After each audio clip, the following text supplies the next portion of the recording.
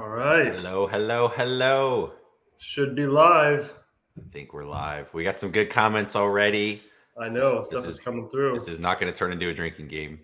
Well, hey everybody, I am Caleb, also known as the Book Flipper. I've had phrases up for future PGA star. I don't know if that's ever in my card, so we're going to stick with Book Flipper. Got my just partner. We can just call him partner, Matthew, over here as Partner, well. that works. Our guests were asking us pre-interview here how long we've been together, and had to very clearly clarify that we are business partners. And I've known Matthew now for what was that, since 2016 probably. I think at the beginning of 2016, Yeah, yeah. so 5 or 6 Maybe. years. We haven't got sick of each other yet, which is awesome. Yeah. So we are excited to be here. Matthew may have to duck out from time to time. His kids are all battling flu-like symptoms. And my Actually, wife, and she's taking care of the kids, so I might zip in and out. yeah, actual flu symptoms, not just flu-like. So Yep. hopefully you guys weather the storm. Well, we're gonna jump back in. I did bring the stash back. Did a little boys trip last week. Thought it'd be fun, and until otherwise noted, it's just gonna stay here. So maybe I'll turn it to Tom Selleck. It looks good. I think you pull it off. I don't know if I do or don't, but people that are meeting me for the first time don't cringe, so I think that's a good sign. So we are excited to be here. This is going to be a weekly series. Matthew, do you have the photo? Can you like pop that up, the graphic that you put together? Because it's Yeah. really killer, Let me and it'd be a throw it shame up if we here, don't folks. feature that somewhere here. Give me 1 second. I'll see if I can upload while we're live. I think. All right. I'm putting him on the spot here. We are doing a series. We're just going to be doing a weekly series. We tend to do these live calls monthly. There's a lot of newer people in the space, as well as just lots of things are changing with Amazon. We thought it'd be fun to just kind of up the ante and switch to these weekly. As part of the incentive, I don't think it qualifies as a tax write-off. We're doing this series called Bourbon and Books. I think it counts. I'm gonna go with it counts. We're going with it counts. I need to talk to my CPA. I like bourbon. I'll get into the reasons why. This is not going to be primarily about drinking. It'll just be some quick stories. Bourbon is very similar to books. One, it's a very hot industry right now. Collectible bourbon went up 58% over the last 12 months. So almost 60% increase. That's very common to what we're seeing in any collectible market. We can call them investments, but they're really just collectibles, hard assets, if you want to call it that. There we go. Yes, look how good this is. Matthew did so good. There's Got a little app up there. We got the Opticon hidden down there in the corner. We got Tim Ferriss and Stag Jr. What else could we want? So Jocko Willink hidden there, just a little discipline added in there. I like it. So we're having some fun there. Sarah says Caleb has some awesome 80s colors. Yeah, got this at the most recent golf course I went to. You do gotta have like an 80s theme going on there, don't you? I saw it. The colors. I thought it was too crazy, and then I thought I should get it. So SR is a golf course, and my twin brother is Samuel Roth. So I probably need to buy it for him instead because it looks like his initials. So that's kind of fun. So why bourbon? Well, Matthew and I have kind of gotten into it, and we'd like to blame our developer. He's really the instigator, and we'd also like to blame COVID. So cheers to you, COVID, because everybody's drinking more often. For those of you that don't drink, this is not a huge drinking thing. No judgment. We grab a lemonade, but if you do drink, take a second as we get into this.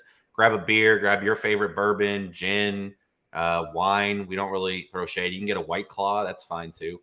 And grab that, say hello. I know it's earlier on the West Coast. It's only 1 p.m., but it is 5 o'clock somewhere. So we will go with that. So why bourbon? Again, our developer got us both kind of hooked on it. And it's just fun. It's that thrill of the hunt. The reason I love books is when you go to a thrift store or a library or a new town, you don't know what you're going to find. And when you walk into a liquor store, you have no idea if it's just going to be trash or normal bottles, or if there'll be what we call a unicorn or a dusty or something exciting kind of hidden, on the shelves. A lot of times they'll have it behind the front counter, and it's, Romer always talks about backroom access at a library sale. A lot of these stores have really good bottles, but they're reserved for their best customers or people they like. And so it's kind of that game of, you can't just walk in and say, hey, do you have any Blantons or Weller or whatever you're looking for? You have to walk in and build a friendship. So we're going to be kind of telling those stories. That's why I like it. I started collecting it. I didn't want my money sitting in the bank account, losing money to inflation. I didn't want it all in the stock market, which I think may be overvalued. We won't get into investing talks. And I thought it'd be fun to try and just collect something else outside of books. And bourbon is kind of where I gravitated to. So I've met some incredible people. I'll be sharing just brief stories about that. We'll share a brief story about some bourbon. But before we do that, let's bring on our special guest. So we're going to be interviewing, maybe not every week, but we'll be interviewing some guests. David Chung is not able to join us today. He's traveling and he's in a certain part of the world, or the universe, actually, let's just be more broad, that doesn't have great internet connection. So David, if you watch this later, we miss you. We look forward to having you on hopefully next week. So cheers to you, David. So let's bring on our special guest. This is somebody, actually two somebodies, the awesome resellers. What's up, everybody? Can you wave? Say Hi, hello. guys. Welcome to the channel. So this is TJ and Lisa, and we'll let them introduce themselves here in just a second. But I met them down in Miami. We've chatted over Facebook, email as well over the last couple months. They've been selling books for about 18 months now. They've had some pretty good results, and they've been able to scale up their empire, if you want to call it that, by just cherry picking. So yes, it's possible. So we're going to be sharing their story.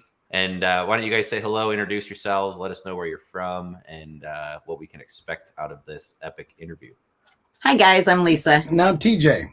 We go by the name Awesome Resellers. We're just starting our online presence, so please follow us on Awesome Resellers. We have some videos up on TikTok right now, and I'm trying to work to get it on the other platforms as well. Yeah, technical difficulties. They'll be up within the week or so. So, yes.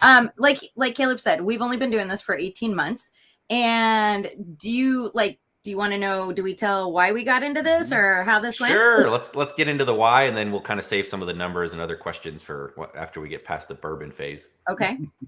So long story short, we got into this right around when COVID was hitting. Yes. Yeah. Well, just after, we took care of my parents for about 5 years when they were passing away.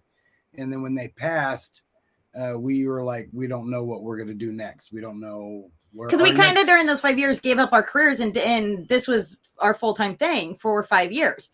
And then all of a sudden it was done and over, and we had to figure out, wow, where are we going to go and what do we want to do with our lives, basically. Oh, yeah. So that's how we started looking into side hustles and how to make extra money and stuff like that.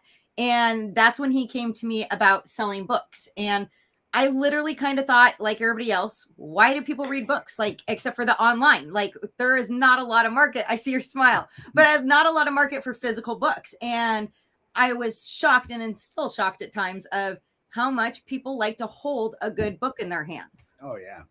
I mean, yeah, we just sold a $400 book the other day, which was pretty awesome. It was, it's not a very old book. No, just not very many copies of the book were ever Correct. produced.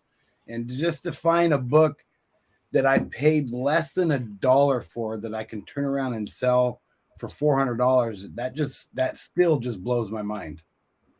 So yeah, it's a wonderful business. Love it's tough to beat the margins in books, that's for sure. And you two have done a really good job of scaling the business up. So again, it's really easy to find one book to flip for 50 bucks or $100 or $20. It's really easy to find 5 or 10 or 15. When you start getting into the thousands, we have a lot of bulk players in the group, or baby bulk players, as we call them. That tends to be a little bit of a challenge, and you two have navigated those choppy waters pretty well. So that'll be, we'll get into that story in just a minute. Again, TJ and Lisa, as you can already tell, are extremely outgoing. We had a great time down in Miami. They were super fun to hang out with. I kind of joked that TJ has like youth pastor vibes, but he's super fun. So they were great. I'm not really a hugger, but I just wanted to hug both of them. So thank you for sharing. Yeah, we made sure we came in for the hug. We're the hugging type. So right. whether you like it or not, we came in. I'm learning. I'm trying to express myself and understand my emotions, but that's a talk for another day. So, all right. Well, let's jump into bourbon. Again, I'll just share like a bit of the story. And I've met some amazing people kind of getting into the bourbon collecting world. And, I've had people invite me into their homes. I've gone there to, trade bottles or buy a bottle, and you're supposed to have liquor licenses and all those things. So do it appropriately. When I sell, I typically sell through auctions, which are legal to do that. But a lot of times you meet people and network and swap bottles, and it's a great just environment. And hey, I got 2 of these. Can you swap out for 1 of these? And it's the original trading game. And I've been invited into people's homes for great tastes and left with their life story and everything else. So it's really fascinating. The bottle of bourbon that I'm going to be sampling today is out of Colorado, because that's where I love and used to live. My camera's kind of doing some right there focusing things. So there we go. So this is Laws Whiskey. Al Laws is the founder, and one of my golfing buddies out in Colorado. I used to live there for 6 years. Rest in peace, Colorado. I miss you. Please come back soon. Actually, I suppose I should go back there soon. So Laws Whiskey. Al Laws is the founder. He actually sold a business and then decided to kind of put his time and attention into whiskey. And his tagline I really resonate with. So I am drawn to people that are passionate about what they do. They care about their craft. His tagline, if you go to their website, I think it's just lawswhiskeyhouse.com. Whiskey with an E. Since we're in the United States, it's whiskey with an E. He's got a tattoo on his arm that says there are no shortcuts. And that's kind of the tagline of the company. And the cool thing with bourbon is you can't rush the process. We'll get into more of the history of bourbon on another call. But bourbon, he does what's called bottled in bond, which means it has to be like set in charred white oak barrels for a minimum of 4 years. And further, it has to be a federally bonded / inspected warehouse, meaning it's like under intense scrutiny. All the like he's really into the ingredients. He studied under somebody. He won't say who. It's kind of a secret. But he just got into bourbon and wanted to be the first bottled in bond distributor in Colorado. It's not cheap to get into bourbon. And once you create it, you have to sit on it for 4 years, getting taxed every year along the way.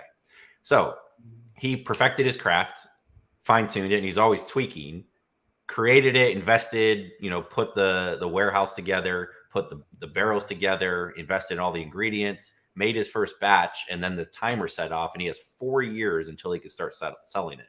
So his concept of there are no shortcuts is very similar to the book world. Again, there's not a way out there other than like buyback programs to go find a book and just get paid immediately. So what you end up doing is you have to buy inventory, list it, and then wait for it to sell. So you're making those investments today that pay off later. So there are some of their other taglines that really resonate with me. It's on their merch as well. It's craft over commodity, quality over quantity, and then whiskey above all. And bourbon is just a type of whiskey. So Al was a really cool guy. He actually toured us around his not that big actually, but his warehouse, showed us how they make it, how they barrel it, and then where they ship it off to for storage. And just a fascinating gentleman. He let us sample many of the things. You're not able to get Laws Whiskey in Indiana. So if anybody is traveling in Kentucky, Tennessee, Colorado and finds it, I'm always on the prowl. I'm looking for the 8-year next. So again, it's just like, any kind of collection, you get stuck in the weeds. So this is Laws Whiskey. This is their 4-grain bourbon. And bourbon has to be at least 51% corn. This is 60%, I believe. Then wheat. What's the mash bill? Wheat, rye, and barley are the 4 ingredients. So I will be taking a small pour of this. Again, the idea is not to play drinking games. Someone said we have to have a shot every time someone says ISBN. I think we're going to veto that one. But that's what I'm drinking. Matthew, what do you got on your end over there? I don't have near as good of a backstory on mine, but I've got, it's by Chestnut Farms. Let me see if it'll zoom in here. It's kind of hard to see. It's got a horse in the front of it right here. Last time Caleb was out here in Arizona, we went to a large liquor store nearby and we're looking at a few different bottles. And like 2 of the employees there came up and asked us if we tried this bourbon before. We're like, no, we haven't. Like, you should have a taste of it. Come have a taste of it. It's the best one we've had for a while. And they gave us a taste of it, and I got a bottle of it. It's really, really good. It's a small place. I hadn't heard of before, Chestnut Farms, but it's a 90 proof bourbon or Kentucky straight bourbon whiskey. And it's really, really good. Just a nice, easy drink. Sweet. And then TJ and Lisa, what are you partaking of today? Okay, we got Oregon Spirit Distillers. So since we're from the Northwest, we decided to feature one of the brands from up here. They're down in Bend, Oregon. And I kind of just like them. They're a newer distiller. They've only been around since 2009. But everything like this specific bottle, it is a 4-grain, kind of like yours. But the second primary is rye. So it definitely has a little bit different taste. It has a lot of heat on it when I first tasted it. So that was like the first thing I noticed. But they're really good. It's a really good bourbon. It's been aged for 4 years. And I like them because it's a family-owned business. Mm-hmm. And I don't know the story on this one, but he has all girls. And so his girls run the whole entire company. So each one takes there's a female distiller. Everything is ran by them. And I think that's pretty awesome. So we wanted to give them a little shout out and cred by drinking that one today. Well, sweet. Yeah. So that's an Oregon Spirits out yes, of Bend, it's Oregon. Spirit Distillers. What's the proof on it? It is, let me look.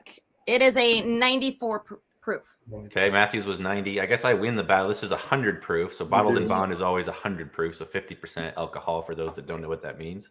And it's funny you mentioned rye, because rye is typically the second ingredient in bourbon. That's, you know, a lot of bourbon got its start in kind of the cold climates of like Minnesota, Pennsylvania. And so rye was kind of a natural thing there. And then when Pappy Van Winkle, you might have heard of him, got his start, he decided that wheat, because he was in Kentucky, or wheat, as they say, wheat, he wanted that to be the number 2 ingredient. So this is actually a wheated bourbon, meaning corn number 1, wheat number 2. Okay. I tend to like those a bit better, although there is a time and a place for rye as well. So cheers, everybody. Cheers. We'll say cheers. And we'll move past the drinking and into the books. Well, I have a special blend myself. Oh my Let's hear it. This is a super hydration blend. Super hydration blend? It's called Red Dog. Oh my gosh. Is it Gatorade and bourbon mixed together? Is it really? Monster Energy drink. No, minus the bourbon. He doesn't drink. So yeah, I'm doing the drinking for him today.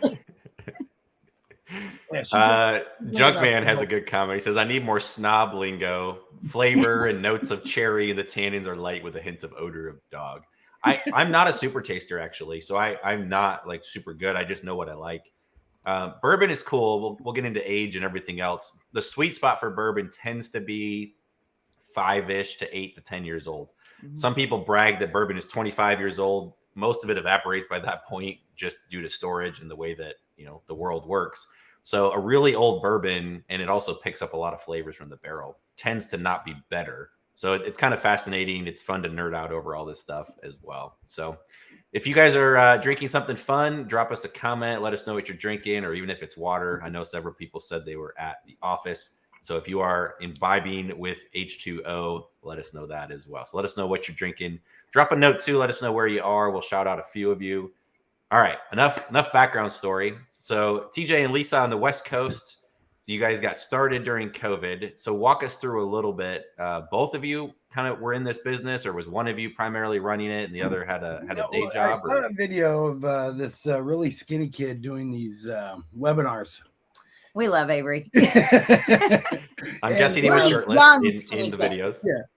And we, I was like, hey babe, we should check this out. And her first reaction is, no, this is a scam. Like, Avery has so serious in the way he does things, and you watch how young he is. And I literally looked at him and I said, this is the biggest scam ever. I'm not paying this kid any money to watch his course. Like, that was literally my first impression. It took him about 24 hours to keep working on me to get their course. But as soon as we watched that video, I mean, we bought it immediately. And then we binge watched it, and immediately went on eBay, bought a couple of KDC scanners. I kind of favor the KDC because it has a really thin line, so it makes it easier to scan in sunny conditions. Mm-hmm. That's why I went that route. And then we got those used ones. We picked them up for about $100 on eBay and got them right away. And as soon as those came in, I wanted to prove to myself first that we can actually do books. Mm-hmm. So, be able to go out and find and source books. So we immediately went out to do the 100 book challenge. Yeah. And immediately blew past that in just a few days. I think we were at 500 books within the first 3 days. That's crazy. Yeah. It's amazing success jumping. We went all out. It was both of us. I mean, literally we would get up, get our kid to school, and then we were off for the day learning all the thrift stores, all the new stores around. We were trying to work as much as we could, figure things out. Yeah, our first shipment to Amazon, I mean, granted, we probably waited too long. Yes. But we shipped our first set of books to Amazon basically about 30 or so days later. And it was like 1,100 books that we sent into Amazon our first shipment. I think it was 1,274 books. Okay. You guys do a pallet? Did you stack it on a pallet and have it picked up? Or no, we didn't even know about that kind of stuff back then. I probably would have been a lot easier. No, this all got box by box put in front of our door. And the UPS guy, when he showed up, you should have seen his face. Like, we had to do some really extra nice stuff for our UPS guy because he was loading his thing and he was going 3 boxes high, 3 deep, and having to take load after load out. So no, we learned from that. And then just 2 weeks later after that, we sent in our next load, which was roughly about the same size. Yeah. So yeah, we had books all over this house in boxes. Now we've tried to perfect the process and we send in weekly shipments now. Yes, it's better to be consistent, smaller. Yes. And just consistent, send in every week versus holding in until you have a whole bunch. Well, and you don't know how the value is going to change either. In some books, the value doesn't change very often, but some books fluctuate pretty good, pretty quickly. And so that can also affect things if you hold it too long. Yep. For sure. I love that you most people get started and kind of dribble their way in with a box or a book or 2 boxes, and you just waited till you had 1,200 books and then jumped in with that. Well, we had a big motivation factors. We didn't have anything. Yep. We had no money coming in, no source. We just lost my parents. We had to move fast. And so we did. We were moving as fast as we could to get this coming in. And I'm surprised because we kept hearing about when your first shipment hits Amazon, how that goes. Because there's, that whole process of how long it takes for them to unbox it, make it active, stuff like that. Yeah, it takes a while. It does. We did notice that. So once they received our first shipment, our first book sale was within 3 days, which to us, that was awesome. And then we kind of had this little bit of like a week or 2 week gap because they hadn't gotten everything else done. And so that was like stressful and scary. And then all of a sudden the sales started rolling in. And that's when we kind of took a breath and said, whew, okay, like this is doable. Yeah. You got to learn patience. Yeah. Once we saw the sales rolling in, we immediately knew we were in love with this business. Yeah. All right. So you got your first shipment off, sales start to happen. You're like, hey, this is real. Of course, you still have all the hurdles that brand new sellers have. You're not getting the buy box yet. So your sales are slower than they are. Amazon holds some of those payments back. So even though you're selling and you should be getting a payout of $500, Amazon goes, hey, you guys are new. We don't trust you. We're only going to give you 150 of that. Yeah, that scared the didn't know that. crap out of us. We didn't understand that. We didn't know what was going on with that. It wasn't explained to us that way. And it scared us. I was like, why are they keeping all our money? Why aren't they paying us? So it seems like that's a scam. exactly. Yeah, so what other like watch outs or things like that now do you kind of wish you knew when you got started? Just like that. What are some of the watch outs? That right there is probably something really important for new people to know is it will be 30 to 45 days to where you actually get a paycheck from Amazon. Yeah. And I've seen that on some of the posts in some of the groups. People mention, they just send in their first shipment, sold, and they're only getting paid this much. Why? And I think it's just not a universal known thing until you're in the business that they do that. So I think people need to know that to be able to have that comfort zone, especially if this is the only thing that they're relying on. I would also say not holding the books. Consistency. Yeah. Being more consistent, shipping in every single week, even if it's 1 box a week. Get your books going. Don't stack them and pile them up. That's probably the second most important thing. My most important thing is to be consistent. And then a third thing I would definitely say was a learning hurdle for us is, we were going after anything and everything. We were putting the ads up on Marketplace, this, that for free books, and qualifying the books before you go pick them up, making sure it's not another reseller's duds who's putting them out there, which we went through that like actually at the house. He was loaded almost all these boxes in the back of the car. He was like on the last box and the guy said something that made him go, wait a minute. And as soon as he asked the guy, yeah, sure enough, the guy was a reseller and those were all his duds that he was just passing on to somebody else. So yeah, I just had to take him right straight to a dump thing. They were nothing. Yeah. So that was another mistake we've learned. And so we qualify everybody now. Oh, very much.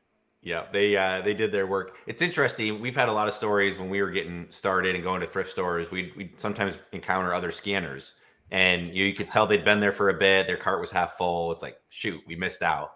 And a lot of times we would go right behind them and scan the shelves they had just done. Cause I didn't want to be like the guy that elbows people out of the way. But we would pull good stuff out. And I'm like, what are your triggers? What are you doing? And they would then go behind shelves that we had gone through and they were pulling stuff out, kind of giving us the look of like, you're an idiot. So we started talking to different sellers, and everybody's got different models. Some people only want quick flips. They only want stuff with a rank under 1 million or e-score, over like 40 or 50. And so like they don't care about long tails. Speaking of long tails, I don't brag often, but when I do, it's about books. I sold a $300 book today that was 7.8 million rank. I've been sitting on it for about a year. There you go. The next lowest market price was like $600. So I'll share some info on social media on that one. I priced it. Patience too. You got to have the patience to let it be listed that long, and then make sure wherever you're housing that you have space, especially if you're housing it, in a warehouse or something like that. We always look at with long tail books, is it worth the time versus taking up the space, stuff like that. But for that kind of price, that's definitely worth it.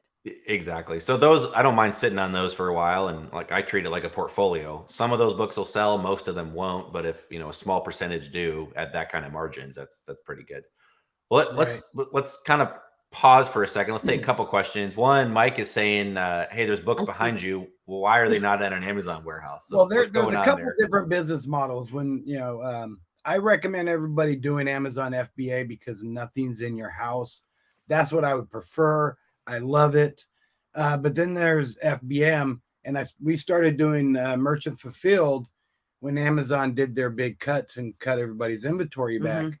So we started doing merchant fulfilled, and then we went beyond that, and we started doing books that are going to be that are doing better on eBay than they are on Amazon. These right here, currently, what you're seeing back here behind us are our eBay books. Yeah, so we have these shelves that we built. Our house is more like a warehouse because we don't have a warehouse currently. You're putting your house in warehouse. Yes. Yeah. So these are our eBay books, and then on the other sides of these shelves, because they're split in two, is our FBM books. Our merchant fulfilled. Yep. So and we just kind of pick and based off of, same thing, how our settings are set. What we're going to look at it. We're going to see what the rank is, what the sell-through rate is. And we really try to send in like you said, a specific stuff to Amazon warehouse. It has to be under, $1 million or whatever. It has to be a specific dollar value. And then if it's still worth it, the rest of it we'll keep here. So that's why you're seeing all these books behind us. And it makes a good backdrop. Makes a great backdrop. I'm still working with my spare chair right here, which is beautiful. And you need like the light that Avery uses. Avery uses this really cool light to illuminate himself. I've got one somewhere, a ring light, but I guess I've got like a Pomodoro timer, so I could do some fun stuff with that. But there you go. That's really all I got. Here, and I'll share. I'll share. With he wants to show you something to keep an eye out for. Let's see it. Let's get a little pro tip. I will sit on this. I don't care how long it takes me to sell this. I'm patient. So I was at an estate sale. No, this one came from Salvation Army. Oh, in the bins. So they had a Gaylord, and I was talking to one of the workers. And I was like, "Hey, do you got any more books in the back?" They were like, "We got these bins, but I can't let you back out there. But I'll wheel the Gaylord out." And I couldn't barely get in this thing, and I was already scanning the whole thing. But I found a complete set of the laws of success. The laws of success. And these are basically in brand new condition. Most of the time when you find these, you're going to find them beat up, faded. And they're always embroidered with somebody's name and stuff like that. So these are in like new condition, and they can sell in the upwards of $800 to $1,000. That's awesome. $800 to $1,000. Yeah. Yeah. But it gets even better. We actually found 2 sets of this. So this set is in like new condition. The second set we found from the same find is all 8, but it's one of the little bit more worn out sets. So it's going to go for $400 to $500 is what it's going for. Yeah, it's fantastic. So that's Napoleon Hill. Yes. Yeah. And it's a longer tail, so it's not something that's going to sell every day. Yep. And prices fluctuate with everything else, Yeah, that's fascinating. So their books not only make a great background, and they're doing some content. I'll plug their content for them because they said they're stumbling. They were looking a little embarrassed about the lack of content, but content's hard to put out.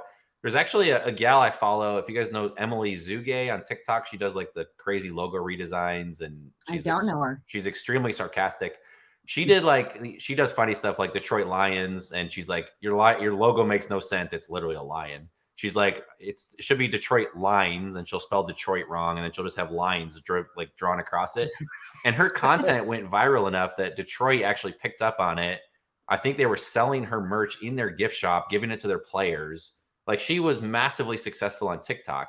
But today or a couple of days ago, I don't know when, I just saw it. She just posted a video that she's like, hey, it's been a really fun year. I've learned a ton. I've, got to do some really cool things I never thought I'd do. But it's so hard to keep creating the content, to deal with the haters and the comments. And she's actually kind of withdrawing. She's like, "This is probably my last video. I'm done." Wow. So it is hard work. When I got going, it's, I did the blog. That was kind of what was popular back then. Not that it was that long ago, but YouTube is great. You will find haters. You will find all of that. So keep it up. Don't, be kind to yourselves. Don't be too harsh. And well, one thing that I have really good going for me is I don't care what people think. Perfect. They either like me or you don't. That's okay. And basically, we just formatted that we're going to do our content from a beginner's point of view. Us stumbling our way through this, showing our failures and our successes of what we're doing, both eBay and FBA or Amazon. So, we're keeping it pretty simple. We have a lot of content recorded, but we got to get it uploaded. So we're starting that process this week. And we're in the process of getting ready to move in 45 days. So, We're down to 40. difficult. Yeah. 40 days. Yeah. All right, we'll get to that. A couple people have been asking here in the comments. I think you guys can see them as well. Let's talk about your numbers. What are your sales? Why should anybody care what you have to say? You've been selling for 18 months. We know that you've had some success. What are your sales to date?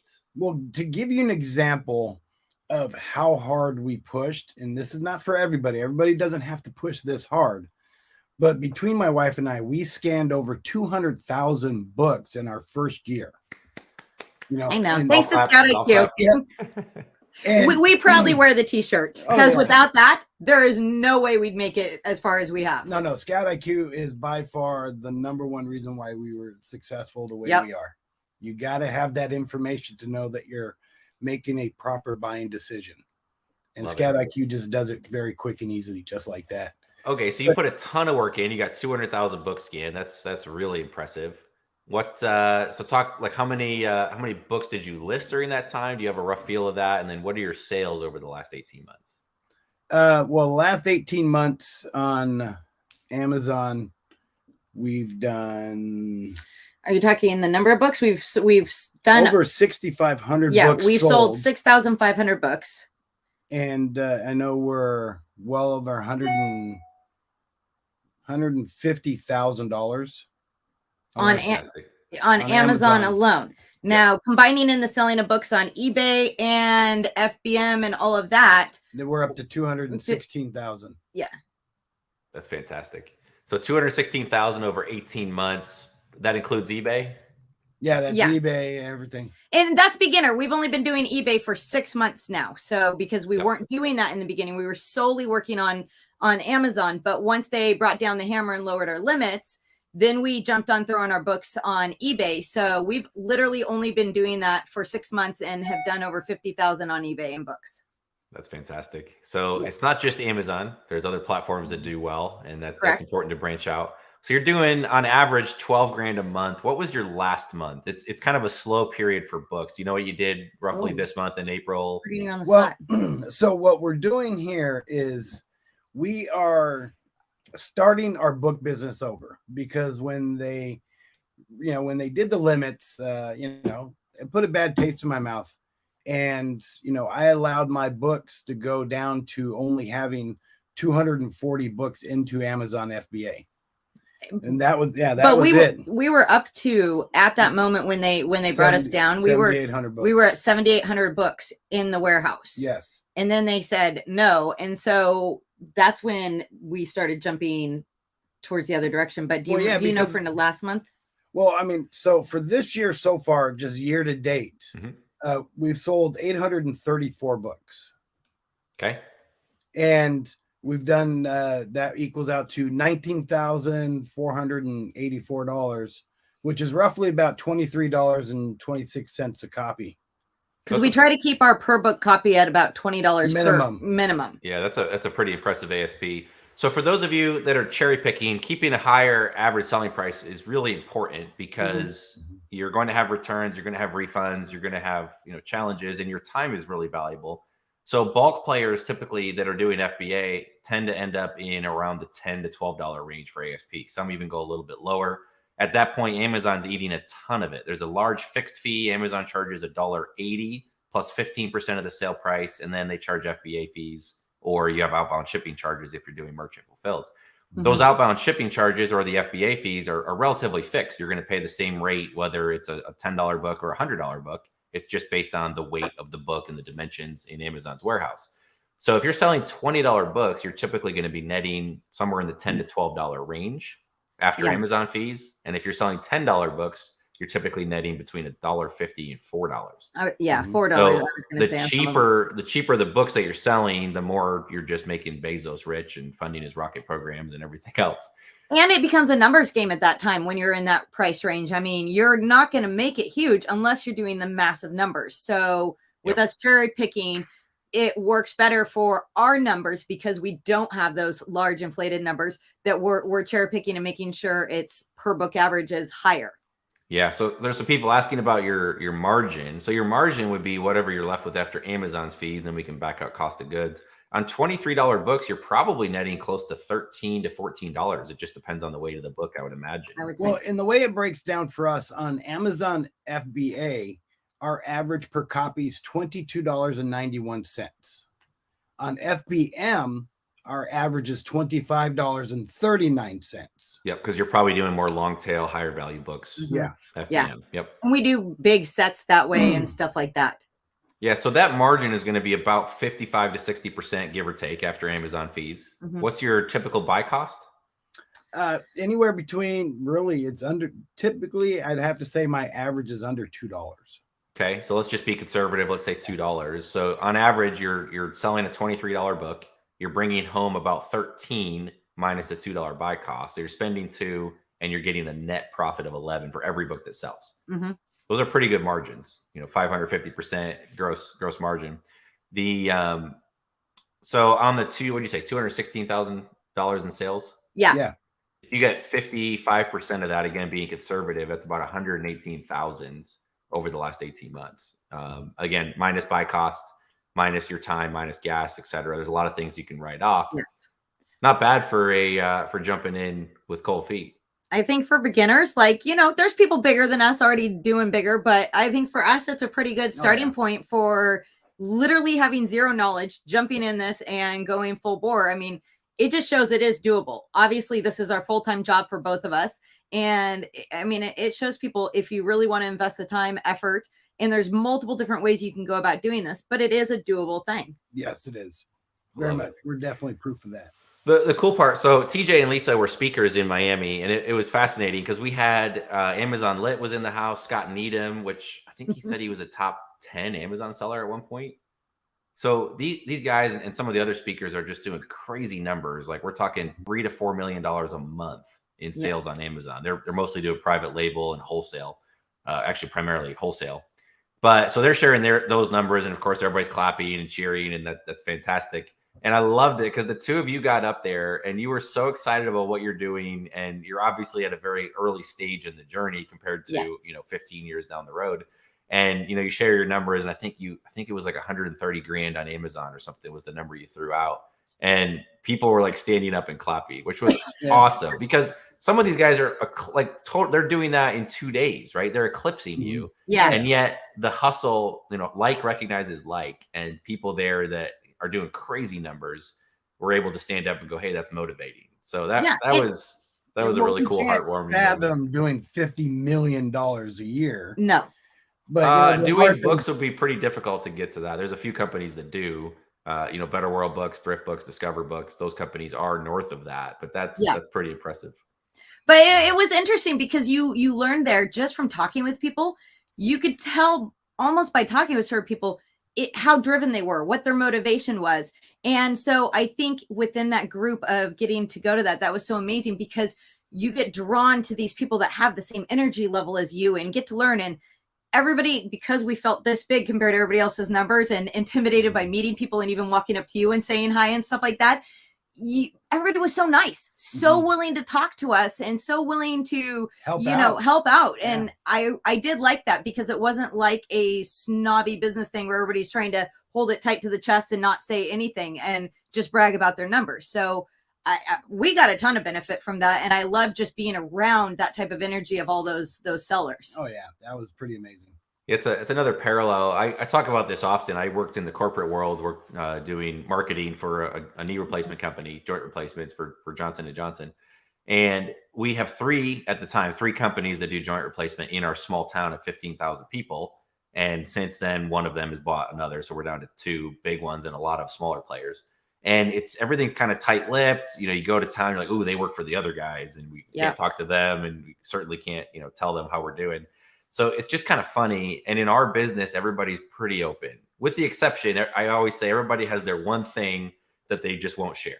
There's always that one like secret that you have on how to get books, or how to, like, what kind of relationship you have, or your fancy repricer, whatever it is. There's always something that you're like, well, I can't share that. But outside of that one thing, people are pretty much open books, I guess, pun intended. Yeah. And it's just, that's what's so refreshing about this industry, is people are open. We want to help each other grow. Like there's a lot of room. And, even some of the booksellers there are doing north of 7 figures. Even those guys, like the market is still incredibly, there's a lot of growth room, and the market's massive. Well, there's enough books out there really for everybody. The way we look at it. I mean, I even have the gentleman that we became friends that's in the book business in our local area here. Yeah, and when I go to an estate sale and I beat him to the estate sale or something like that, I'll put a chair out for him so he could be next in line. Yep. It's a cool market. And the bourbon world is very similar. We're all kind of fighting for the same bottles, and a distillery will release a new version, like the birthday bourbon. And, the secondary market's crazy. A lot of these bottles are $100 and they'll go for $800 or $900 or $1,000 in the secondary market. So the margins can rival that of books. Well, I thought about driving down, because it's only a couple hours from Indiana here. And I was like, well, I'll go and maybe like get there early in the morning. Well, 3 days before the release, there was a line around the block, and they had to actually pass out vouchers and say, because people were prepared to camp out overnight for 3 nights to get access to this. Which I admire the hustle. Some of them are there just to make a buck, right? So they're willing to make $800 for 3 days of their time. Other people are there because they love the bourbon and don't want to pay $800 for it, or they just like the experience. Mm-hmm. But it's fascinating, some of the parallels between, the book industry and what. And bourbon, I think, like the book industry, brings relationships. That's one of the main things. And that's one of the main things we've learned with books also, is relationships. Creating relationships has been one of the biggest things that has helped us get to where we are already in this business locally. Very much. Yeah. Love it. So walk us through, how did you find your very first book? Did you go to a thrift store? Like where did you go? You got Avery's course, you jumped in, you got Scout IQ. Where did you go first to find your first book? I think we actually went to Goodwill, right? Goodwill bins, not just. Was it the bins that we went? Oh, actually, it might have been a store. It was a regular Goodwill store. There's shelves, and we went in because we didn't know what we were doing. We scanned the whole store. And then we learned things like how to tell if a scanner had already been there. When they flip a book upside down and stick it out a little bit, and then they know where they stopped at. We learned that afterwards. But Goodwill was our very first place. Then we transferred to Goodwill bins, because we have like 3 locations around us that does Goodwill bins. And that's a little bit more aggressive. A lot more work, a lot more standing around, and then work really hard and fast for a bin, and then standing around. But that helped get us started. And then literally from there, we just kind of started rolling. We would hit thrift stores once a week. We had a little route of hitting all the thrift stores. And we started learning about estate sales, which they kind of scared us off in the beginning, because I just assumed estate sales was going to have way too high prices from what we were wanting to pay. And we found out it actually isn't always like that. So we started going to estate sales, and then started creating relationships with some of the estate sale people to try to start getting early access to these type of things. And that's really helped. That's where things kind of really jumped, when we started getting some of those phone calls. Yep. So were you nervous the first time you walked into a Goodwill? Were you concerned that somebody would see you scanning and ask what you're doing? Yeah. Yes. Oh, yeah. I mean, I went scanning because the worst case anybody's going to do is, yell at me. Yeah, but Lisa, we've already established that you don't care what people think. Right. No, but I was doing the typical, like, hiding the book, pulling it out, trying to scan it. And every time somebody walked at me, I look at them. Like, I felt like I was doing something wrong in the beginning. Mm-hmm. And I don't know what time or what actually broke that, but it goes away very quickly. And once I got past that, that's when my numbers started going up of how fast I could scan a store. And I would go in and I'd take the whole shelf and I'd pull it and tip it a little bit and have all the ISB sticking out. And I just go to town, and it doesn't matter who was around me. I'd have people start talking to me, ask questions. But I finally got past that barrier of feeling confident in what I was doing. Mhm. Love it. Well, you said ISBN, so we have to drink. Oh, yeah. That's right. The most Lisa's ever scanned was she did 1,700 books in an hour. Yeah, you mentioned this at the Miami conference. I know, and you questioned it. That's impressive. But to be fair, you did a little bit of legwork first of all. So you laid the books out and had the ISBN show. Well, no, right? this, So basically, it was- it's like taking a shelf like this, right Yep. behind him. And I'll stick my hand, if I have to pull out a couple books, and I'll literally stick my hand behind the shelf. she and- slides it out Yep. And forward, then I do a then- slight push with my hand to get them at a different little level. and then she just scans and pushes them back into the back of the shelf. Yep. Love it. So it literally takes me probably about 30 seconds to get a shelf set up. And then I can just go to down the whole row. And then it's And the just, next shelf. just mow through them. I love it. Yep. Yeah. So obviously database mode, you got to be able to do that to be able to go that fast. Yes. Love it. I have had it where I've messed up and it was in live or something, and all of a sudden I'm going down and it's not staying up with as fast as I was tinging things. And I learned that can Yeah, get we talked about frustrating. getting like calluses on your scanning trigger finger just because you're touching that scanner. I love the Opticons. They're small, they're discreet, they're awesome, but they have 3 bumps on the trigger. And every time you push that, especially if your finger moves around a bit, you end up with like it can actually like eat into your finger a bit. I've had days where like my finger got raw because I was scanning so many books back in the beginning. Do you have it by you? Can I see what that looks like? I don't have it in front of me here. No, they're Okay. about the size of a 9-volt battery. You can look it up. OPN. I had the 2002. You can get the 2006 as well. You guys And have the that's why I went KDC with 200s. this. And then what's really cool about this actually has a gel cover on it. Yep. So now I don't even have to worry about the little bumpiness on there. Ah, there you go. A little shock proof too. That's right. So okay, so that's where you went Radio. in first. Where you kind of get most of your books now without giving away most of your secrets. No. We don't mind at all. We get all of our Oh, books. pause real quick. Romer's donating $2 to shoot. Oh, good job, Romer. I knew he was going to chime in about the mustache. I thought Romer was traveling. I didn't think he was going to join us today. These are two of your going to customers, for a little bit. Avery. We'll That's see if he great. jumps in. But yeah, $2 ain't going to get me to shave that. I'm pretty happy Right. right now. So no, I'll tell everybody where we get all of our books. We get all of our books from garage sales, estate sales, and Goodwill bins. And then personal relationships of where we get phone calls of people saying, "Hey, I got 1,000 books. Would you like to come take a look at them?" And we've got ourselves in the short amount of time we've been doing this to where we actually get a good amount of those phone calls now. We actually just got one last week of a relationship we made a year ago and haven't heard from the guy. And the guy kept our thing, and he actually texted us and he said, "Are you the book people?"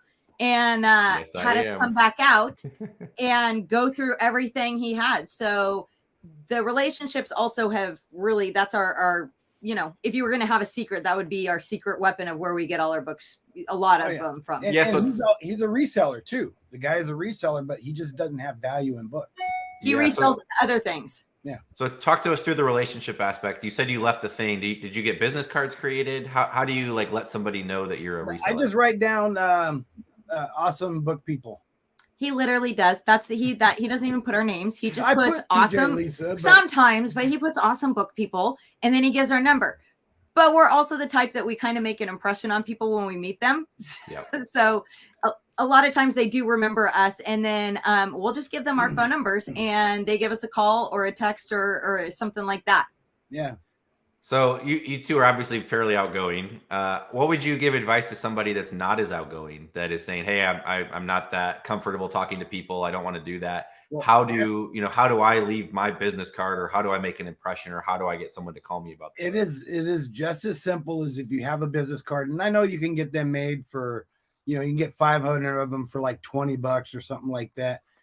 It's just basically, just leave your business card, but let people know that you do books, because like the sale that I went to today, they only had like 5 books, and I asked, do you have any more books? Mm-hmm. And she goes, oh yeah, my husband just retired.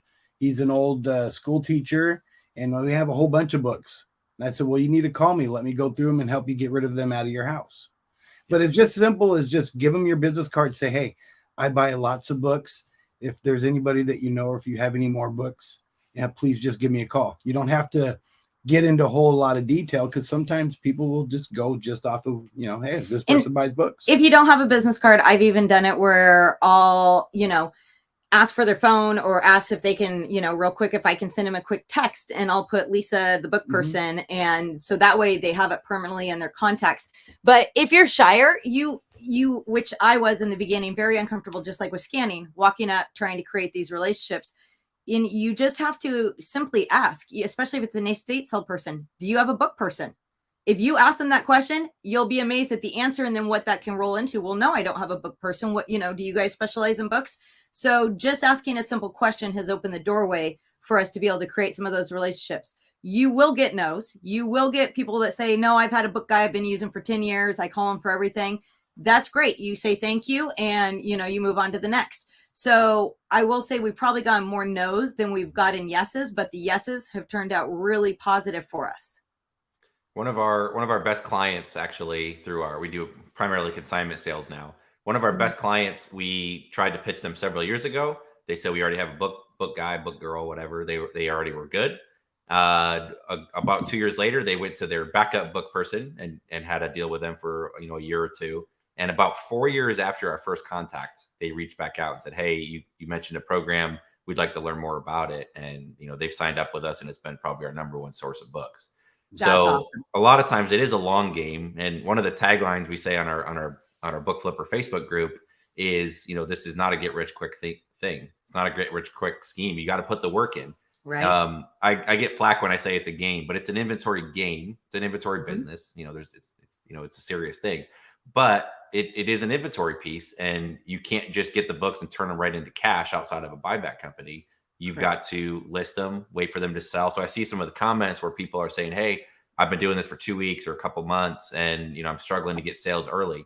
There is a bit of a moat or a bit of a hurdle to cross, because Amazon doesn't give you the buy box. So if you're selling FBA or Prime, you're not going to be featured. You're not going to get those sales. And that really stifles your sales until you get usually about 4 or 5 feedback ratings. Right. So it takes a bit, and many people quit in the first month or 2 or 3 due to that. And then even when you do get your sales, Amazon holds some of that cash back as reserve, just in case you're a bad apple.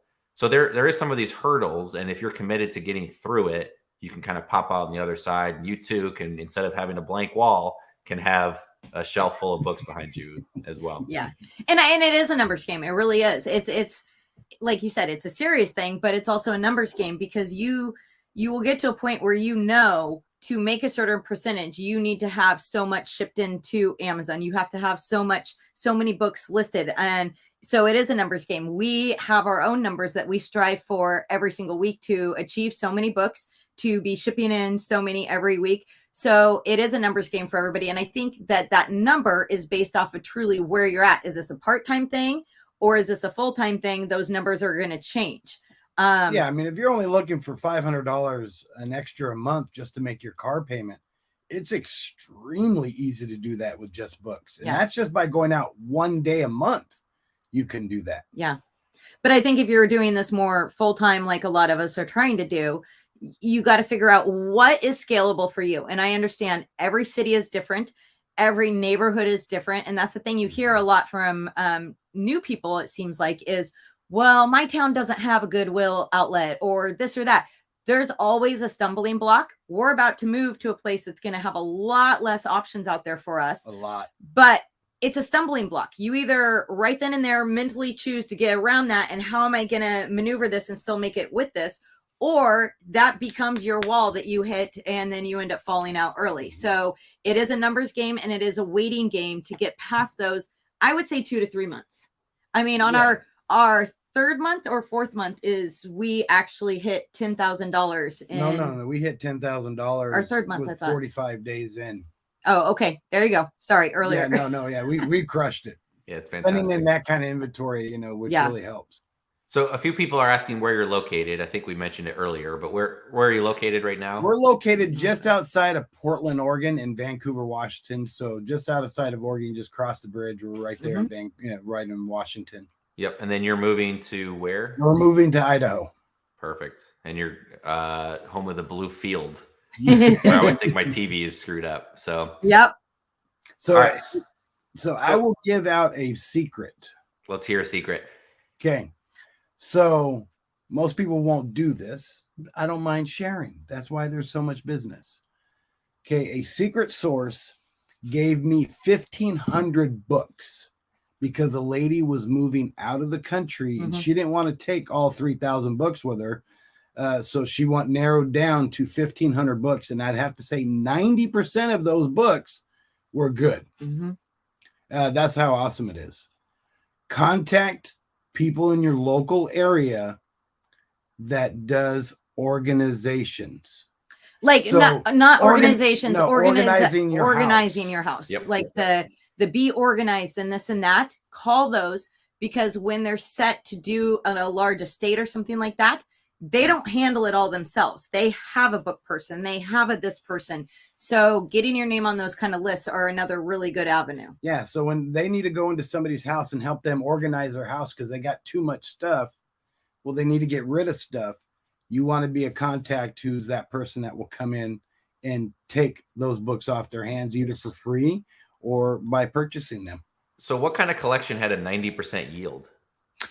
So she was an author. Yeah. She was a very well-off, lived in one of the big towers in downtown Portland, like in the penthouse area. And never invited up because, I wasn't that big, I guess. But they brought all the books down and they were older. So they all came in liquor boxes. So she either got them or they drank those boxes. I'm not sure. Well, probably drank them. That's why books and bourbon go so well. Right? Exactly.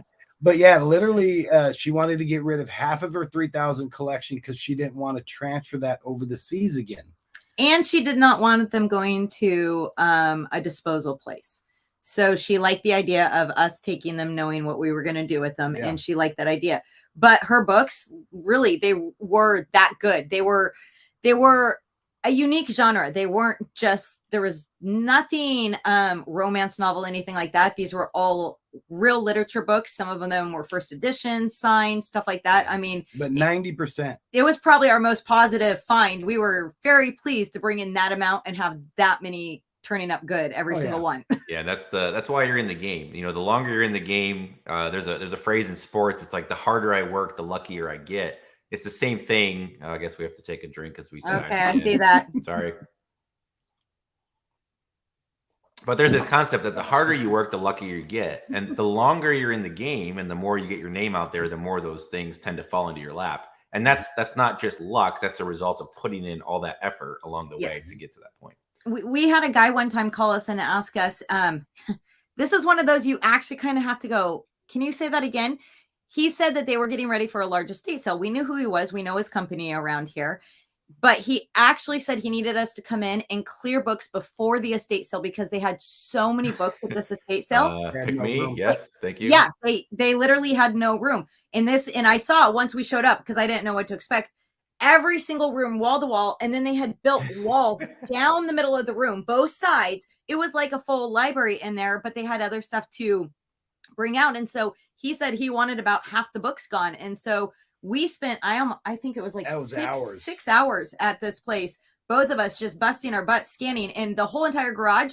When we walked out in the garage, it was tables along with bookshelves and rows, and it was all manga, all manga. Oh my goodness. I mean, the whole entire garage. We saw the rest of the house, and then we stepped on the garage, and I mean, we're talking series and sets, and we still have some manga like right over. Oh, it's out of screenshot. Those are newer ones. Yeah, it was amazing of what. And so at that point, you just smile and say, okay. And even if it takes you 6 hours, you sweat it out and you go with the 6 hours scanning everything that they have. I love it. And all it takes is one phenomenal deal like that to make your year, honestly. Yeah. Yeah. So let's talk through a couple ways, like unique ways to get books. So everybody knows about thrift stores, library sales. The downside is anybody with one of these gadgets is your competition, because anybody with a smartphone can get Scout IQ, can get the Amazon Seller app, can, they use your phone camera. You don't even have to use a barcode scanner, and you're in business, right? So how do you compete? Well, you got to go further upstream. You got to get off the beaten path. So you talked a little bit about estate sales, garage sales, anybody that has books. So one of the things I want to talk through, we'll throw a couple ideas out here in terms of where to look for books and who has good books. The other is understanding the psychology of moving. So the two of you are getting ready to move. It seems like which one of you is the planner in the group, in the relationship?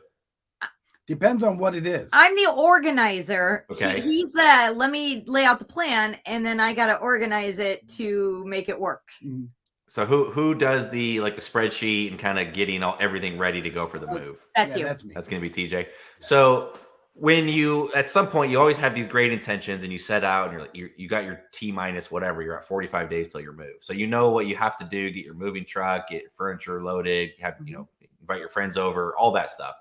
At some point in the process, you're going to reach a point where the stress kicks in and you go, I don't even care anymore. Someone just come and take the stuff off my hands. And when you hit that point, so for those of you that haven't moved or haven't ever run your own garage sale, you don't really understand what that psychology is. Like often we go, well, why would someone give me books for free if kind of people know they have value? Well, the reality is at some point that sets in. I remember when I ran my first garage sale, it was the first house I ever bought. And I was getting ready to move out and kind of, I think I was getting married and moving in, or moving out to Colorado, one of the two. So I go put a bunch of my stuff up for sale, and early on people come in and, I wasn't going to haggle much because there's people coming behind them. And if you don't want my item for $10, no, I'm not going to let it go for $5. You're going to pay me 10, maybe 9, right? By near the end of the day, when you have an hour left, you start to realize, holy cow, if nobody buys this, I have to lug this off to Goodwill myself. Yep. So at that point, you're like, hey, name any fair price, or even if it's free, you can just have it. So when you start to understand that psychology, I used to be afraid to negotiate at garage sales because I said they might be offended by it. Now I don't care because what are they going to say? No. And then I just pay full price. Or you go, hey, they want $10, but you're kind of near the end of the day and you just start to go, hey, they need it gone and I'm going to offer them this service. And that's pretty impressive. Yeah. I mean, there's been, moving. I love moving sales, garage sales, stuff like that. I just love going into, looking and sourcing at those locations. And there's been, because people are starting to get on the book, craze, estate sales are starting to charge a lot more for their books and stuff like that. But I went to this one sale and every book was $5. So I scanned everything that I wanted. And then I went to there and I go, look, I will be making $4 profit on this book. I can pay you $1 for this, or you can keep it and hope that somebody else will come in and buy it. And I bought every book that I wanted for the price that I wanted. So I just broke down and I showed them Scout IQ. Hey, this is what I do. This is what I'm doing. This is what's available. Sometimes, some people need more fact, like truth like that. Other people just want to get rid of stuff. I mean, I will tell you with us moving, getting into the 30-day crunch time, and we're starting to hit that feeling that you're just talking about. It's funny. We were giving away stuff to our neighbor, some other tool, this, that stuff.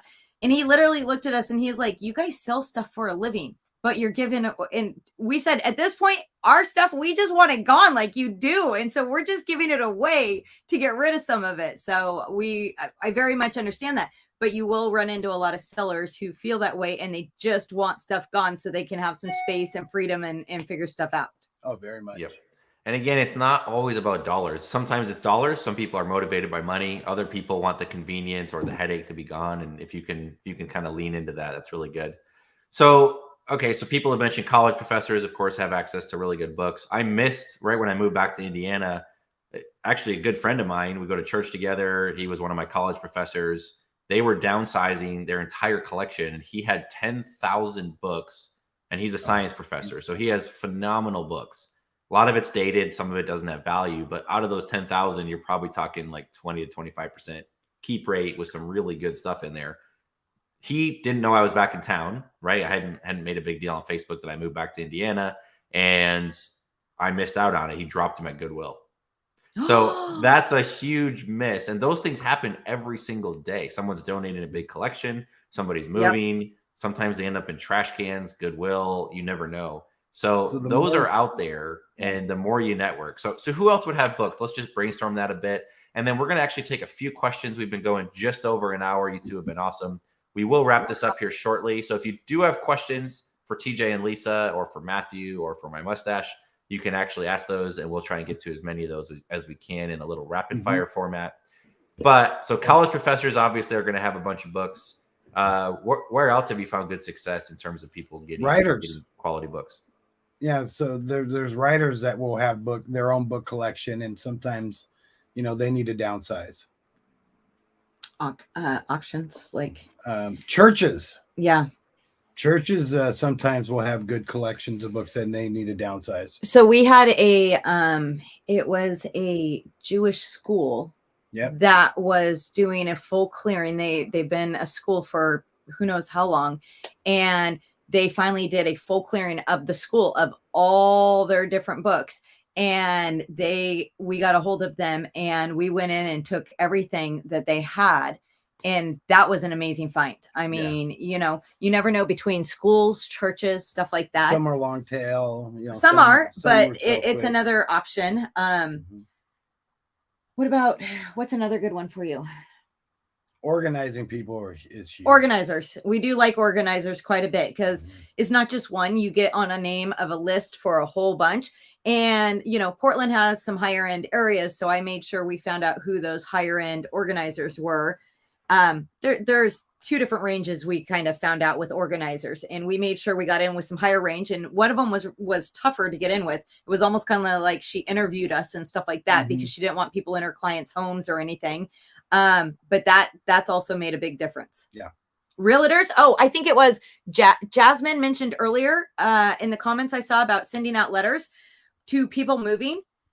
That's another great thing. Hook up with some realtors, and realtors, obviously, when they're helping their clients clear their houses, they reference out names, numbers of people to help them get rid of stuff. So that's another great connection. And then Mike's trying to jump in and see if you have any CDs or DVDs you want to before your move. No, I'll say right now, we're not ungated in that. We should be at this point, but we're not. So Avery does everything. We send everything off to Avery. Mike will work with you. Well, here's a fun tip, because I like to monitor real estate in just my community to see what's being bought and sold. It's a hot market. So you can set up Zillow alerts. You can actually highlight either a zip code or just a section. So you could find a ritzy area of your town, or just set up for any alerts in your town. You'll actually get an email notification every time a house hits the market in that area. It's got the address. You could actually set up something where you could automate it if you want. There's companies that'll ship postcards. You can do it yourself with handwritten. You could actually get in there and go in and Romer says you're telling us to hook up with realtors. Right. Not like that. Not like that. Depends on how you want to take it, Romer. That's frowned upon in most establishments. But you could actually set up notifications, and you could have a VA send some cards. There's like some programs where you can send it out. You can do it yourself. And you could just say, hey, if you're moving, need help, downsizing a book collection, we're the awesome book people in your area. Yep. You guys should trademark that. Awesome book people. TM, and then no one else can say that. Awesome resellers. There you go. Yeah, so we got awesome resellers. That's our trademark. Yep. So that's pretty cool. And so realtors, anybody that's moving is going to potentially have books. I second the notion. College professors, of course. I live in a college town, and the last week of school is in, I think, next week. So exams are next week or the week after. There's a lot of books that will find their way into dumpsters if you're not too proud to dumpster dive. Yep. You can also set up, notices, or, offer cash for books, or just kind of work your way around there as well. Or if they'll let you set a bin, even if it's slightly off campus, to dispose of books, you can do something like, there's a million different ways to find books. That's why we always say, first of all, I think that there's enough books out there for everybody. It's not that we're actually forcefully competing against each other.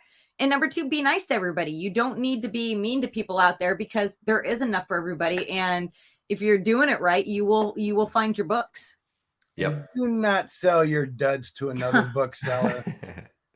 At least have the courtesy to say that you've already removed some for online sale. Correct. Yes. A couple other questions that are popping up. And again, if you do have questions, we will stick around for another 5 to 6 to 8 minutes. Give or take a couple. So drop some comments if you have those. We'll try and get to as many as we can. Several people have asked, how much time do you spend on the business each week? Oh, so That's the benefit of having your own business is, we have a 10-year-old son, so he's the most important thing in our life. So we take off whenever we need to do anything that he wants to do. So we don't run normal business hours 8 to 5. No. We really don't. Sometimes if we're up early, like today, I'll be posting a few books and doing some postings and stuff. We get up, we have breakfast with our son. We both make it a family thing. We take him to school, stuff like that. Then we come home, get some work done. But when our son gets out of school, we're back to spending a little bit of time with him. And then we work in the evening. So it truly is broken up. So the way our schedule works is this is kind of our schedule. Monday, Wednesday, Fridays is our shipping days. So we're having 2 days in between everything. And that way it meets the eBay criteria and the Amazon, and we're never going to be late on anything. And our sourcing days is really Thursday, Friday, Saturday. And Sundays are very slight iffy. We do, church stuff like that. So that's kind of how our schedule works. But I do like, we do it because we like having the freedom to be able to do different things and be with our child and stuff like that. Yep. That was the biggest thing I found when I became an entrepreneur, not because I wanted the money. I wanted the freedom and the flexibility. Mm-hmm. And I'm a big golfer. I'm not really into skiing, but one of the things I found in Colorado was when you're an entrepreneur, you can take a Tuesday morning or a Tuesday afternoon off and go golfing. And golf is cheap. Yeah. It's you and a bunch of retired people on weekdays. The weekends, it's going to be a 5.5 hour round, and it's way more expensive because they can. So and the morning's the best time to go. I was able to adjust my schedule, and I could do things when I wanted to. Also, flights. Yes. If you're flexible when you travel, if you have to fly out on a Friday and back on a Sunday, it's going to be expensive. If you can fly out on a Tuesday and come back on a Saturday, or every flight route is different, you can save a ton of money. So if your schedule is flexible, I don't mind working on a Sunday afternoon watching NFL games. That's not a big deal to me. So I can then take time off in the middle of the week and do things. My friends used to joke like, hey, you're never working. Hey, we need some help with this. Can you come help? You never work anyway. And I'm like, well, yeah, I have fun, but I'm working early mornings, late nights. I'm working all the time, just, not traditional hours, so to speak. That's exactly how it's worked out for us. But when we put in the hours, and the other thing is because we do have a kid on the weekends and we are sourcing 99% of the time on the weekends. We take him with us. And we've learned to include our son. Put him to work. Yes, it's exactly. So he scans with us, and it's actually become a little fun thing for him. As far as books, we'll pay him for his time of hours spent scanning. And then he also is free to find things to sell on eBay. And if he finds something to sell on eBay, he gets to keep it and put it in his savings, which he just found this cool bird. It was a stuffed bird, talking parrot. Fur real. It's a fur real, it's a retired talking parrot. And my kid found it, went right up. He has more, no fear at all at the age of 10. Walks up to the lady, asks her how much, and she quotes him $4. We let him spend his $4, and he came home. We did the research for him. Sells for $185. That's fantastic. And so he's all excited because he gets to put that in his savings account as soon as it sells. So we've incorporated him into our business and not been like, well, we can't work on the weekends. It's a family thing for us. Yes. Yeah, someone says child labor there. Yeah. The important thing, though, is, and again, I always tell people, take action, just get started. Because once you learn the process of making money, you'll start to see that everywhere. Matthew and I joke, it's not even a joke at this point. You can make money doing anything. And I 100% believe that. I had a buddy today looking to hire him as an intern right now. He's in college and looking for a summer job and trying to just teach him business, because I wish someone took me under their wing when I was in college. And we're talking about what business looks like and what we do and what maybe where he can add value. And he really wants to buy a drone. He's going on a road trip this summer. He's like, I don't know if I should justify the spend. And I was like, well, you can work with realtors, because a lot of times, especially on lake houses in the area, they want a nice photo that shows the house and the backyard and the lake and everything else. And you can get paid $100 to $150, sometimes more, to take a couple drone photos, because they don't want to spend the $800 on a drone. Yeah. So I'm like, it wouldn't be that hard for you to actually take the toy that you want to buy and actually find a way to make money, or at least pay for the toy. Yeah. And that's the way entrepreneurs think. Well, and that's what we did with our son. Our son, he wanted a 3D printer. And I wasn't going to fork out $500 for a 3D printer. So I talked to him, well, why don't we gather all your toys? You can have a garage sale. And we had bins of toys, from as he was growing up. And he had a 3-day garage sale, and he earned $550 being out there for 3 days so he could buy his own 3D printer. So if there's anything our son is learning from us, it's take massive action. Like that's like my motto. Massive action is the key to success. That's the number one because thing. everybody can give you a million excuses. Everybody can give you a million reasons why not. And if you want to be one of those people to let those excuses hold you down, and it's literally like a chain on your ankle and not go anywhere, that's going to happen. But if you're a determined person, I don't care how many thrift stores are in your town or how many Goodwills, there is a way around it. If you want to do it, you're going to find the way, and you got to take the massive action and not be afraid. That's my key thing. Very true. Love it. A couple other questions. What repricer do you use? I use Reprice It, and I actually did not reprice any of my books for the first 6 months because I didn't know. I didn't know what to do. We didn't know. But when I finally did, I did see an uptick in book sales. Mm-hmm. So I use we use Reprice It. We use Exceller list to list our books. It just is simple. Much faster. Yeah, than trying to. I know Amazon has their selling app and stuff like that, but it's so slow. Yeah, there's a lot of efficiency at some point. Like you can use the free Amazon seller app to research inventory as well. You're just not getting the detailed inventory like eScore, sales metrics. It's not built for Bluetooth scanners, and there's no database. So can you, if you're absolutely hungry for success, can you find free tools? Sure, but there's ones that are worth it from an efficiency standpoint. And Scout IQ is one of them. Yeah, baby. I'm not even paying these guys to say this, so that's really good.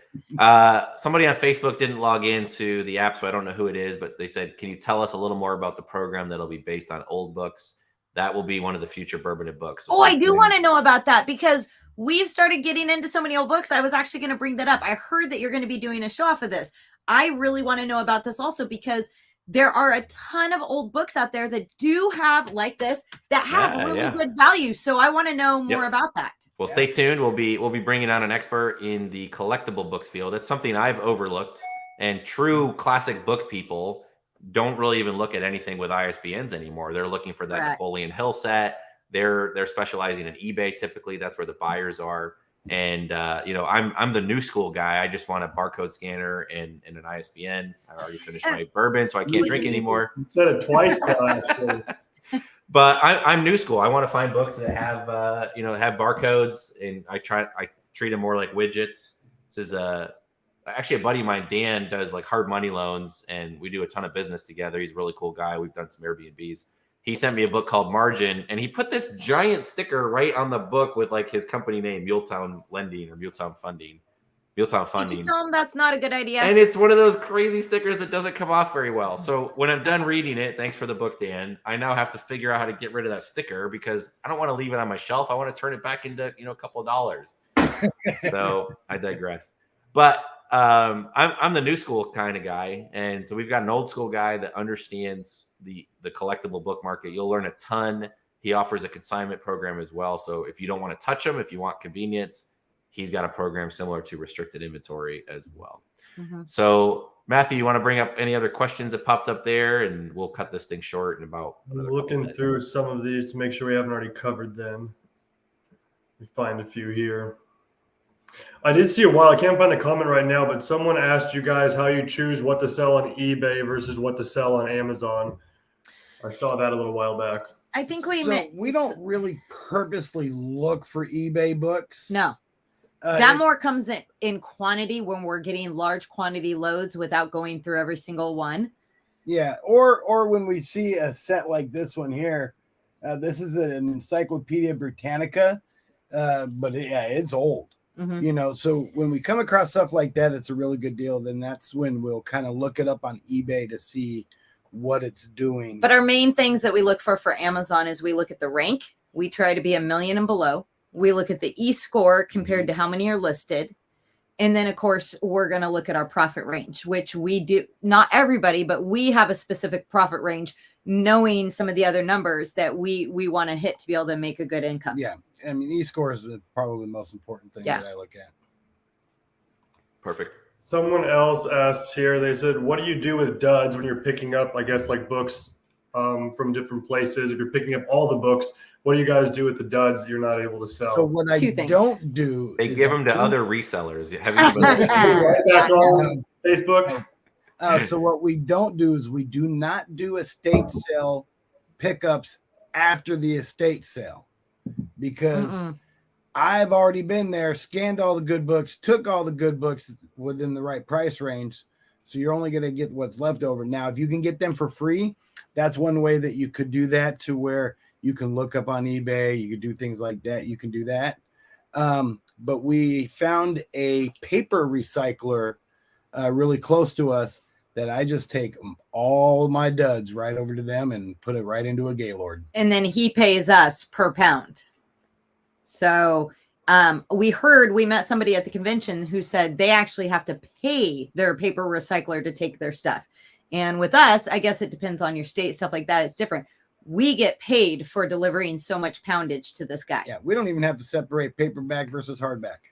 Yeah, so that's a nice thing. And then the second thing we do is with our son, we've created, my son is a big library lover anyways. And when everything closed down during COVID, he kind of freaked out a little bit. So we take all our kids' books. We've started a school program with about 4 different schools up here in our local area, found out how much they were in need of libraries for kids' books. And so we separate out all the good quality kids' books, unless they're completely tattered, crayons, stuff like that. We'll put them all together and we go and deliver them to these schools so they can add them into the libraries or the teachers' rooms and stuff like that. And teachers go crazy over that. We've received thank you notes over and over again from handwritten notes from teachers and classes saying thank you for the books we've provided. Yes. That's fantastic. Yeah, there's little free libraries are a great way to tuck books aside as well. In Indiana here, we actually found a local bookstore just up the road, and the fellow is fantastic. He buys me sushi twice a year, maybe. I might need to ramp this up because we give him a lot of books. So any of the books that we can't use or that we kind of recycle from our own shelves that Sell Back Your Book or Ziffit don't want, we actually donate them to a local bookstore. He'll come pick them up. We'll say, hey. Yep. And so he's able to sell those locally. He has some other buyers in mind, and that's fine. I'm happy to get rid of them. I don't want to throw books away. It just feels wrong. And so I know that at least some of those books have a chance to get passed on to another reader. And heck, I get sushi out of the deal. So it's a great That's setup. not bad. We'd take that deal. What I like about my recycler, he has it actually pretty set up pretty good. They go on a big conveyor, they get dumped, they go on a big conveyor belt, and it goes to this one guy who does books. He literally sits up on a little bridge thing that I've seen, and he has his gloves and his headphones, and he has a scanner, and he's going through everything that comes across that conveyor belt. What he looks for, because they recycle a lot of Better World books there, right? That gets that truckloads. And what he looks for is he looks to put sets together, and he grabs everything that's going to go to buy back your books or any of those ones like that. And that's actually where he's been making a lot of his money from. That's fantastic. Leslie says, thanks for all your content. What does the gray bar in Scout IQ mean? What does it mean if the item isn't found? So if you scan a barcode, I'm not going to say the ISBN word because I don't want to drink anymore. If you scan a barcode that doesn't exist on Amazon, it may say not found. If you scan a UPC, in some cases, if you don't have live mode, it may not show up as well. The gray bar just simply means it's not a book, so you don't have triggers set up for it. Like we do have triggers for CDs, DVDs, video. You can set those up. If you didn't set those up, you might see gray. And if there's no trigger that meets that range, let's say you don't have a trigger set up for e-scores under 5, instead of triggering yes or no, it just shows gray. It just means no decision. So you may need to sometimes tweak. up top, I noticed it says like I've scanned actually a children's book because it has an accessory attached. And in the gray bar, it says toys. So it'll tell you what category. Yeah. So non-books, sometimes non-English books, and sometimes just if you don't have triggers set up or if you edited your triggers and messed something up, that can get there as well. Somebody says, I have books with little profit FBM, so merchant fulfilled. Can I send these low profit books to Amazon to sell FBA? Will they bring less profit or similar profit? It just depends on the book or the item. Some items have a prime bump and you can definitely make money FBA when you can't merchant fulfilled. Some you can't. The prices are very similar, and so you're kind of locked out that way. So do your research both ways. You can tap on the profit calculator on Scout IQ and see that. Someone says, I just started FBM a couple months ago. It's going great. What ways do you recommend storing books at home? You two have your books behind you. So how do you track these? Well, we actually have a video that we are posting about how we made these. So I went and got these bookshelves from Costco. At the time, they were only $100. I think, now with inflation, they're probably up to 120, 130. But they're supposed to hold 1,000 pounds per shelf. But the casters that come with them don't hold that much weight. I found that out very quickly. So I actually had to make my own dollies that actually will hold it. So they're on wheels. So I get to roll these around, which is really great. It's still heavy. But then you use the box, the actual, because, we were quick and cheap at the time. So we sliced up the actual box that the roller came in, everything came in. And I use that for the backgrounds and on the sides. And the bottom, so you don't have any dents in your books and stuff like that. So we actually have double-sided shelves that we built with these little dividers in here. And as I throw my books around, and what I do is I just made it easy. I know some people use the printer tags and print out their little tags, but we found that they're too lightweight and they can easily blow and fall out of your books. So I just got cards and I just made this side shelf the C and I just number them. So when it sells, I know exactly where they're at to grab them. It's extremely simple. Yeah. So we have A through F on our different racks, and those are all our merchant fulfilled books. Yeah. And then everything on the upper half is our eBay books that we list. Mm-hmm. Does that answer? Yes. Yeah. How do you? So do you have like shelf 1, 2? Row A, B, C. How do you track that down? Yeah. So what we did is I just have, a C, and so this whole shelf is C. Perfect. The other side is B. So we technically in our house A, B, C, yeah. D. This would be D, C, and D on this shelf. So we have all the way through F. So we have enough racks. We have A through F. And we just fill them all the way we want. And then we use a specific shelf for all the eBay stuff. So the merchant fulfilled has the cards. The eBay does not. Perfect. Does that make sense? Yep. Okay. Romer has a question for you, Matthew. He says, are you still waking up at 4 a.m.? Not currently, actually. So I actually switched up my schedule. It's probably like 3 months ago now. Joy, my wife, wanted to start working out together. We used to do that before we had kids. But the only time we can do that together is at nighttime after they go to sleep. And so we've started working out together every night, which I normally do early in the morning. That's why I was getting up at 4 a.m. for the longest time. So we've been staying up a lot later, working out together, which has been fun. And so my bedtime went from like 8:30, 9 o'clock to now like 11 o'clock, 11:30 at night. And so, no, I've completely switched recently, but I might go back one day to waking up early again. But it's been a nice change of pace to have that time together that we used to have that we didn't for a while. So it's much more productive to work out together than to sit in front of Netflix just watching something. So it's been fun to kind of have that change of pace for a little bit. That's awesome. Caleb, what's your morning routine? Do you get up extra early, or what's your morning routine? Depends on how much bourbon I had the night before. I don't sleep in. I rarely sleep in past like 7:30, 8 o'clock. So I feel like a slacker compared to Matthew. It works out well because I'm 3 hours off of him right now. So if he's getting up at 5 and I'm getting up at 7, it kind of feels like we're starting off the day together. I'm not a huge routine guy. I probably should implement more, but a lot of times if I'm in a healthy place, I will actually the night before I'll lay out like what are the 3 things I want to accomplish tomorrow, and then I'll kind of go to sleep. And sometimes your subconscious tends to help solve those problems. But it also, when you wake up, I tend to play defense. I open my email, I look at who's reaching out, what fires there are to put out, any software glitches, any of our clients for consignment, any warehouse issues. So a lot of times I end up playing defense, and kind of blocking my days has been really, really helpful. So a great book, and I've talked about it before, but The One Thing by the real estate fellow, Gary Keller wrote it. Gary Keller, yeah. So he advocates blocking out half your day to play offense. So what is the biggest thing you can do? What's the most leverage thing you can do with your time? For me, that might be kind of setting up systems in my warehouse. It might be finding new clients. It might be adding features to Scout IQ. And so adding those, like spending half my day and kind of turning off my phone, turning off the distractions is extremely helpful. But in terms of morning, I get up, I usually eat breakfast right away. I'm hungry. I get a couple cups of coffee in my system, and I'll usually kind of check and make sure my world didn't fall apart before jumping into work for the day. Well, I think morning routines are good. I think you notice a lot of ambitious, successful people, they start off early. It doesn't, I mean, some go to bed early, but some actually just go off of very little sleep like we do. But having a good morning routine is a great way to get it started. And having to, like you said, set down your electronic, shut it off for a little bit, because that's our biggest, like, I think during a time is things like this. You can get sucked into things. So as long as you turn it off, have some goals for what you want to achieve that day, like that's kind of how we process things.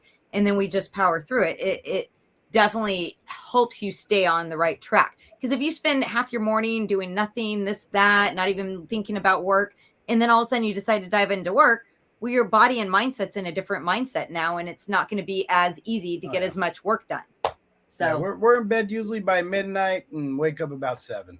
6. Well, 6:30. Yeah, I get up around 6. He gets up around 7. Yep. That's I get about 6-7 hours of sleep a night. I do try and measure. So I wear Whoop, and it measures my heart rate and my recovery and strain and all that kind of stuff. That's been super helpful. It's really big in the golf space. I thought that's what you named your mustache was Whoop. Whoop, whoop, whoop. Nope. A little bracelet. It's a heart rate monitor. I've been wearing this for about as long as you two have been in business, about 18 months. It's been really really fascinating to understand how well my body recovers and if I need to catch up on sleep. Sorry, I just slipped out of my chair there. Is Caleb getting glassy-eyed? I hope not. No, it says, Caleb, I'm going to dislike your video if you don't pick up your glass and take a drink for saying ISBN. Well, I drank my shot, and I'm happy to be done for Here, I'll take a drink for you. Please do. I got to get some food in me here. Well, on that note, we've been going for 90 minutes. Matthew, hopefully your family bounces back. Hopefully you don't get sick. I hope you guys are good thoughts for you guys. As healthy as you can be. TJ and Lisa, thanks so much. They subscribe to them. Where can people find you? What's the best channel right now? Right now, we got 3 videos up on TikTok. So Awesome Resellers. Yep. But we will have videos up on all the other platforms under the name Awesome Resellers. We were working this morning before our thing, trying to get it handled, and we just weren't able to critique it enough to get us going on YouTube and stuff. So hopefully by beginning of next week through the end of this week and weekend, we will get everything set up and get it loaded. Well, it's just time. Yeah. Time is all it is. So Awesome Resellers. And Awesome Space Resellers, _resellers, no space. No, just no space. Just no awesome space, resellers. just Awesome Resellers. Awesome Resellers. You guys need to change your name here because it has the space. It's throwing us all off. Oh, it is. So Awesome Resellers, all one word, no spaces. And YouTube. Are you on Instagram as Awesome Resellers? We are, and I think I posted 2 videos today. I think I did it right. I'm not 100% sure. All right. Well, we're literally learning, walking through this. This is our next phase. I love it. Well, cool. Well, thanks for your time. We need to do the quick giveaway real fast, though. We had a giveaway contest. Really fast. So we are doing giveaways. This is what, a half-hour consult? Yeah, half-hour consult. Oh, I thought it was a 3-hour consult. I thought it was a half-hour, and you were making some snarky comment about like 3 easy payments. A half-hour consult with Caleb. The way I did this is the same as last time. Everyone that put on a comment telling us a different topic or a speaker they'd like on this series we're doing was entered in there. I think between the Scout IQ page and the Book Flipper page, we had something like 70, 80 different comments to go through. So I threw that in the randomizer. And the person that won, please, the 30-minute consult is Charlie Broxton. Yay! Good job, Charlie. You know how encouraging they are. I don't recognize the name, so Charlie, we're going to be friends. We'll reach out, and contact you, and get you in touch, and we will set up a 30-minute call. And Charlie, we won't record it. We won't record it for the entire world to see. It'll just be you and me. Charlie, have your numbers ready and have your questions ready. 30 minutes of valuable time with Caleb. Cool. Very important. Well, thanks again for being here, Matthew. Thanks for putting these together as always. We'll be every week for the foreseeable future. We're going to be jumping back in. We'll have different bottles of bourbon to share and different guests. And we'll, as always, we tend to take your questions. Some of the other giveaways, don't want to give too much away, but we'll be giving some tickets to Turn the Page events, which means we will be bringing back Turn the Page events, which is pretty cool. And with that, if you still have anything else, cheers to everybody, and we will catch you again next Thursday. So, cheers. Thanks, Bye, guys.